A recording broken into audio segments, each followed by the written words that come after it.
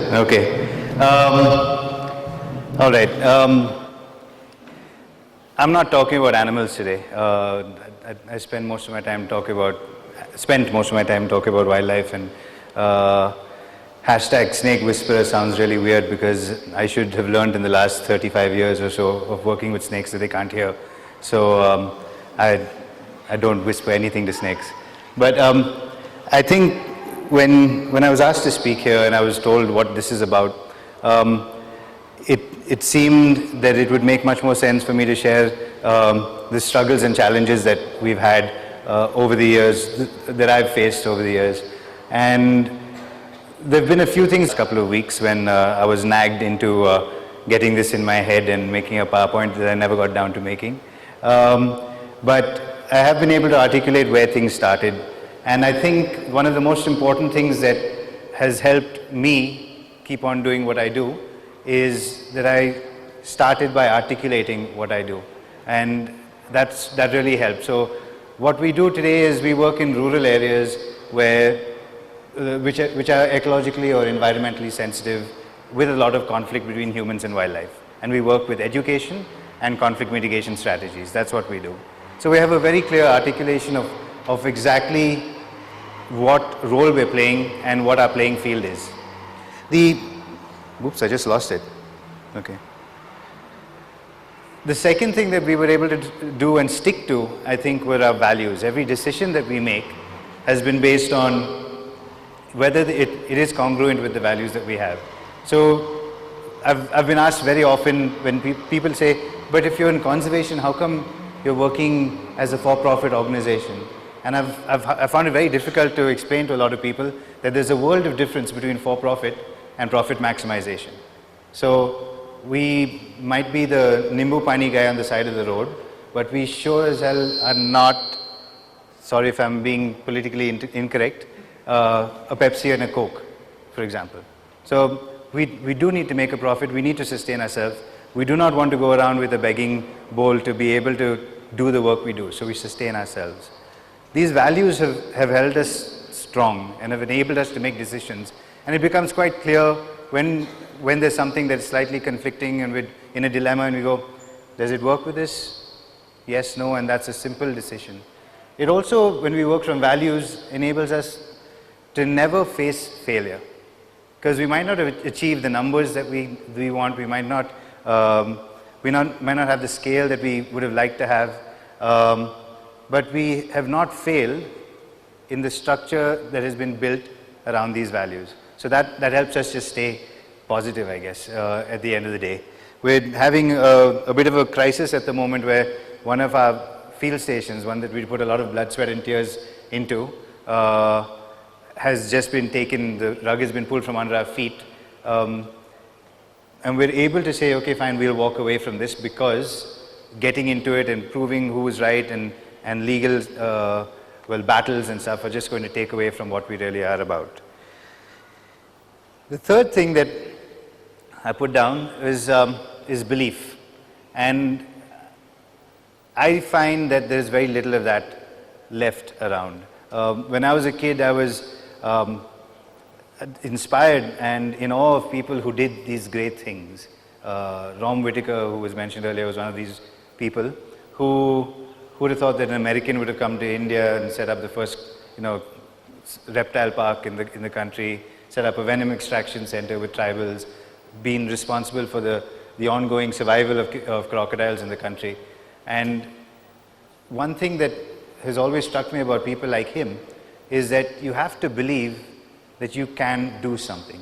And I don't mean that, the little postcard type of posts that you see on Facebook with the sunrise over the horizon and all.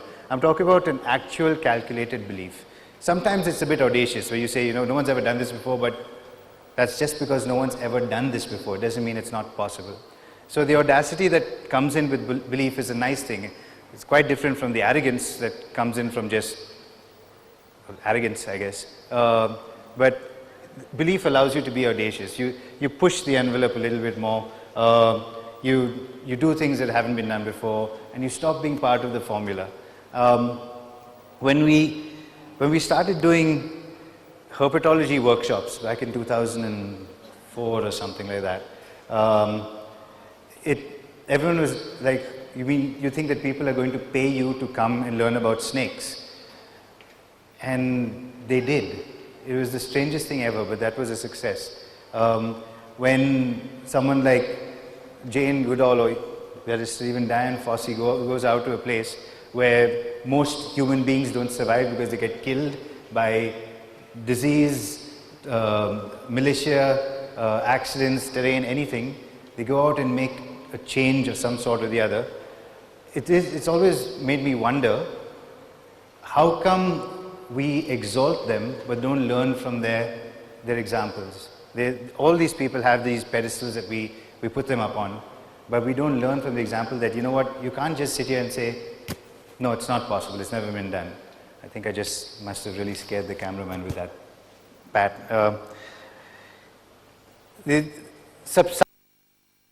All these things, it's really nice to have the things that I've mentioned already, but without substance, you just end up as an armchair philosopher, which has its place, so everyone in Koshi's, don't take offense. I enjoy that. I have been there with them. It's a thing to do. Just talk. Substance brings, to me at least, brings meaning to all that talk. It makes it much more exciting. It brings in the actual challenge. It brings in a commitment and an accountability. You bring in a target that you have based on all the values, all the belief, and all the articulation. You bring in a target. You say, this is what I'm going to do. And every day in this city alone, you will find stories of people who have stuck with something, stayed the course, have had this substance in their life and focused on it. And it could be Nerulu, the tree movement now, which is known all over the place. It could be everything from the very fact that I'm called here to speak today, when a few years ago I was a freak. It's change that has been made possible by substantial stuff that's happened all over the city, all over the country, and all over the world.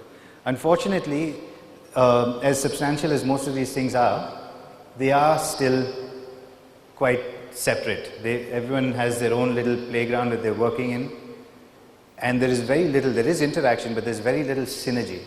And if we make synergizing one of the cornerstones of everything we do, everything gets magnified exponentially. We're able then to work brilliantly and achieve far greater goals than we thought possible initially.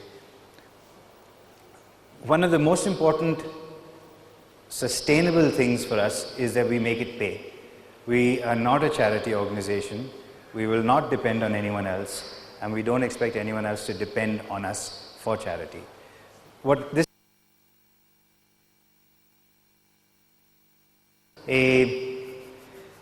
It's given us an accountability. If I hire a carpenter and I'm giving him some money, I expect a certain end result. If someone hires us to do something, whether it's a community, an organization, an individual, whatever, they have a certain idea, most often a very, very definite and explicit understanding of what they expect in return. It doesn't allow us to just say, you know what, the water pollution in this village has gone down. No, it's got to go down by this much. It doesn't allow us to say, okay, fine, a few more kids have been educated. We need to have educated this many kids with this quality of education. So when we're paid, and we've also found that when we give things away, we raise funds, and quite often we either buy equipment for some project or help someone with something else, and that's one of the things that we've done from the very beginning. When we give things away for free, it just isn't valued for some reason. Now, we don't charge people who can't pay in money, but that doesn't mean that you can't pay. So we get, for example, all our plumbing work done for free. We get people to help us come and harvest our rice. Those kind of things, that it's a give and take, but it's still a payment.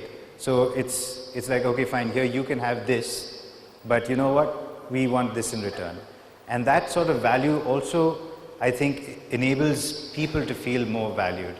I don't believe that charity is something that is necessarily a good thing. It is a noble thing, yes, because That's something that we're giving. It's altruistic. But people depending on charity over generations, can you just imagine what that does to someone's sense of self?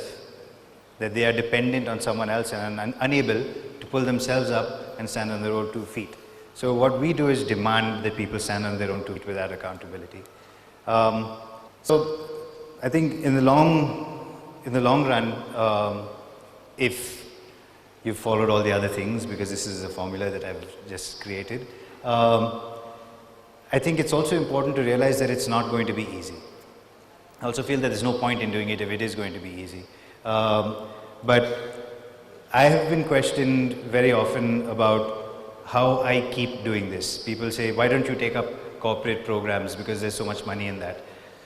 The reason is I don't want to share my field station with people who just want to come over and have a good time. There's a place for that. It's not my field station. And just because it would mean money, it doesn't mean that that makes it okay.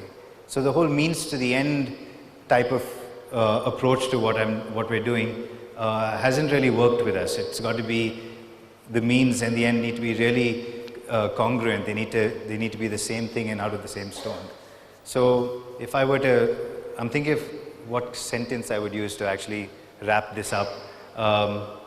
And I think heterodoxy, well, when I was first told about it, I didn't know what the word meant. So I do now know the concept of the word. But I want to challenge you, and I'd like to say, this is a great start. Let's stop talking. Okay, let's start doing things. Implement everything that you actually decide or talk about, and everything in any small way. There is no right way. And if it's a formula in today's world, it probably isn't going to work in the long run. I think everything, we have to understand that we need to be different in every which way. And pardon me if there are any educationists here, but our educational system, for example, not heterodoxy. We keep saying multiple intelligences. Every child is unique, and we talk about them, we judge them on math, logic, and rote memory. So question stuff, be critical, and be critical of yourself. Thank you.